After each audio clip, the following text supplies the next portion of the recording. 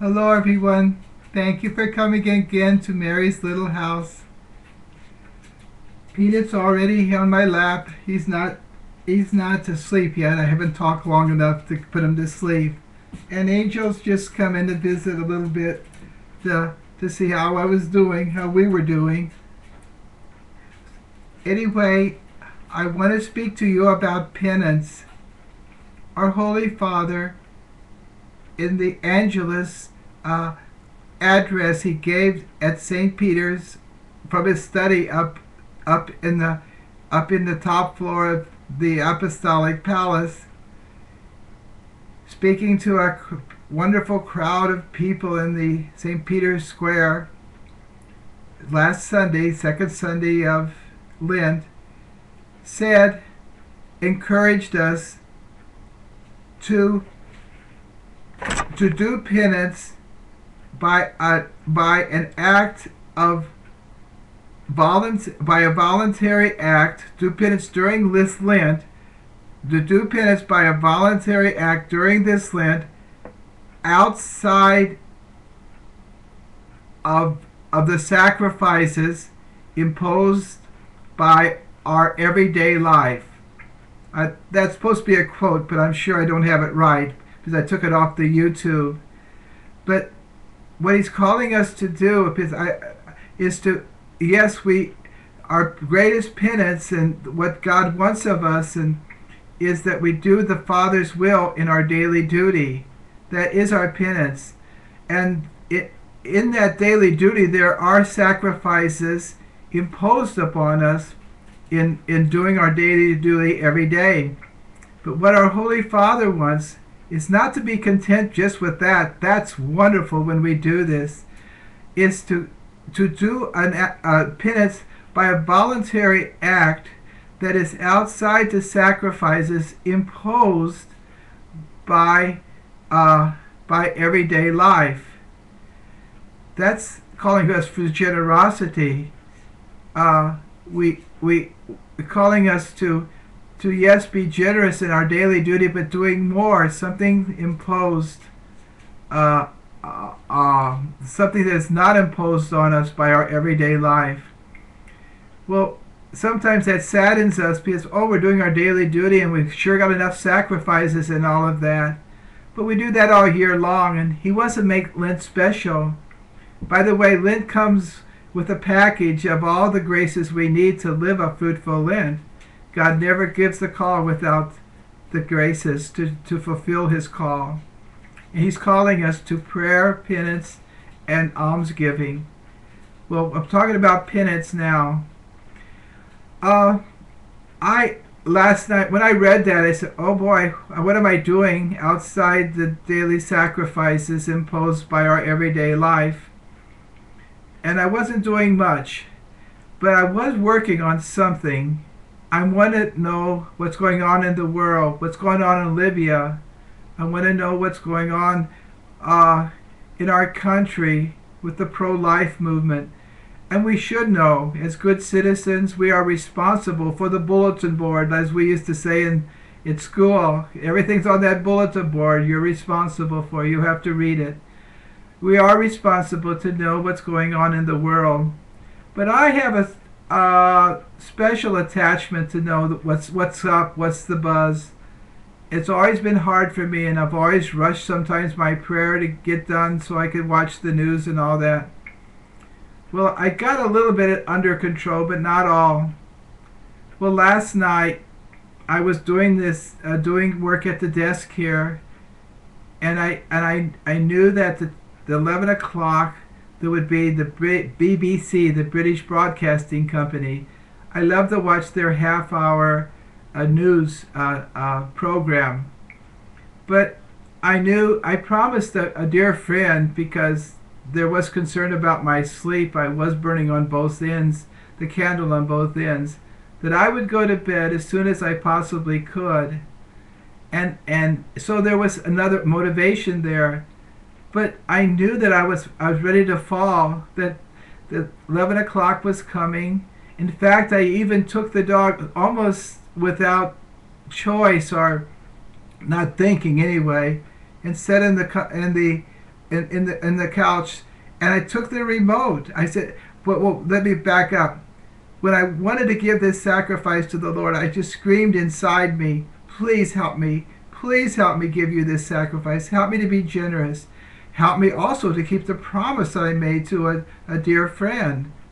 So, but I knew I was so weak, I wasn't going to do it. I was just weak. Anyway, I pleaded with him, please help me, you've got to help me. And here I was carrying Peanut and grabbing the remote and actually clicking on the power button to that BBC broadcast. What happened then was this: the batteries were low in the remote, and it didn't work. It didn't work. Well, right. Rather than go change those batteries, I knew that God answered that prayer, and I left. I turned out the light. I didn't try to fix the remote. I went right to bed. It was a wonderful night. It gave me peace and stability because I always get a little queasy when I'm up so late, and yet the peace came from I did the Father's will, or I did something to please Him outside of the everyday sacrifices imposed by our everyday life. I did that, and I kept my friend's promise. You know, I was welching on that, and I was having all kinds of rationalizations. I said I never got to see these things, and I deserve a little bit of time of rest and watching these things. Sometimes it's not rest at all. It's so upsetting. This is what's going on in the world and Libya and all that. But anyway, I had all kinds of rationalization, and now I got the time. There's no like any phone calls, or I was rationalizing all over the place. And yet, that's when I pleaded with God, please give me the grace to make this sacrifice. Well, it was a little thing. You'd say, well, what's all the commotion? For me, it was commotion. To me, it was just a dramatic act of God's answering my prayer by not letting that remote work. It did, and I really tried it hard. The batteries are out probably. I haven't even tried it yet to see if it's working. But anyway, I encourage you to not be sad, not to put off a sacrifice that is outside the sacrifices that are imposed by our everyday life. I really encourage you to do that. And you know, after I did that, my night was so peaceful. I didn't get to bed. There were some things that happened with the dogs and things. There was something, a great gift was given to me. An author that I just loved, Blessed Abbot Columba Mormion. I got to read a little bit of his book because I had to get up anyway for something else. It just worked so beautifully, and I woke up refreshed and everything, even though I didn't get that much sleep. But it was a beautiful. God rewards. He almost rewarded me right at the spot because I was doing something. I wasn't in that panic thing where I didn't get enough rest. I let down my friend, that promise and all that. It was like a strong, and I was more in charge of my life. And the Father wants us to reign with Jesus, and we're not panic button people when we reign with Jesus. We do the Father's will. We do the first things, not what we wish to do, what just sort of we have pleasure doing, but the hard things first, the things that our duty calls us to do, and not put them off, not to let them pile up. Hey, you look at my stuff here. I'm learning. I'm not there yet. All my piles up of things here, but it's so good that the Holy Father calls us to this. He's our spiritual leader. He's the vicar of Christ. He's Christ vicar. He's taking Jesus' place, and he's calling us to greater generosity and penance.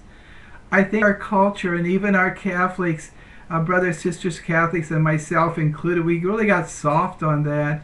We got so many different of kinds of waves of things that call us away from the cross and away from a living, denying ourselves and things. For some reason, I don't want to go into all of that, but he's calling us back, and our world needs it. The Fatima message is that we do prayer and penance for the peace in the world, and how our world needs it now more than ever. So dear people, have a wonderful, fruitful Lent. Remember that when God calls you, and God called us through our Holy Father last Sunday to do penance during Lent, by voluntary act of sacrifice, that is outside the sacrifices imposed by our everyday life. He's called us, and the grace is there. I know, because it was there for me, and I trust it will continue to be there. I haven't even watched TV again or anything. God bless you. Have a wonderful continuation of Lent. Happy Lent.